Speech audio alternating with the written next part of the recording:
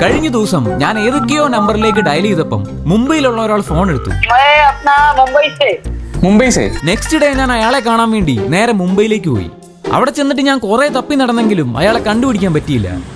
ഞാൻ ആ ഏരിയയിലുള്ള എല്ലാവരോടും ചോദിച്ചു, भैया आपको सुहेल को पता है? सुहेल भाई इधर सुहेल को पता है, रिक्शा वाला सुहेल. പുള്ളിക്കാരൻ ഇവിടെ ഏതോ ഒരു ഓട്ടോ സ്റ്റാൻഡിൽ ഓട്ടോ ഓടിക്കുന്ന ആളാണെന്നാണ് പറഞ്ഞത്. ഭയ്യ ആപ്കാ നാം സുഹേൽ? നെയ്. പക്ഷെ ഫൈനലി ഞാൻ അയാളെ കണ്ടുപിടിച്ചു.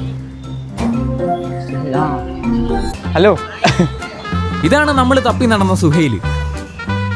സുഹൈൽ ഇവിടെ ഒരു ഓട്ടോ ഓടിക്കുവാണ്. ഞാൻ കേരളത്തിൽ നിന്ന് ചായ കുടിക്കാൻ വന്നാന്ന് പറഞ്ഞപ്പം അയാൾ ഒട്ടും വിശ്വസിച്ചില്ല. ഇതാണ് നമ്മൾ കേരളത്തിൽ നിന്ന് തപ്പി വന്ന ആള്, സുഹൈൽ ഭയ്യ അല്ലേ?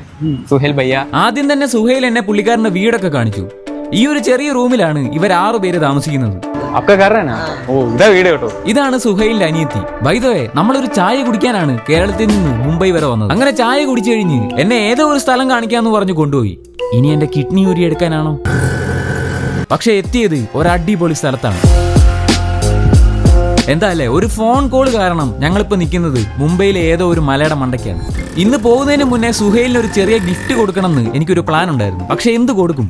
അങ്ങനെ നേരെ ഞങ്ങളൊരു മാർക്കറ്റിലേക്ക് പോയി. അവിടുന്ന് സുഹൈലിനൊരു ഷൂവും മേടിച്ചു, അനിയത്തിക്ക് ഒരു ഉടുപ്പും മേടിച്ചു. അങ്ങനെ സുഹൈലും ഹാപ്പി, ഞാനും ഹാപ്പി. ആരും ആരെയും വിശ്വസിക്കാത്ത കാലത്ത് ഞാൻ ഒരാളെ വിശ്വസിച്ച് ഇറങ്ങിയതാണ്. എനിക്കൊരു ചായയും കിട്ടി, നല്ലൊരു ഫ്രണ്ടിനെയും കിട്ടി. आपको मलयालम पता है? मलयालम हाँ, नाम सुना है मतलब. हाँ, आपको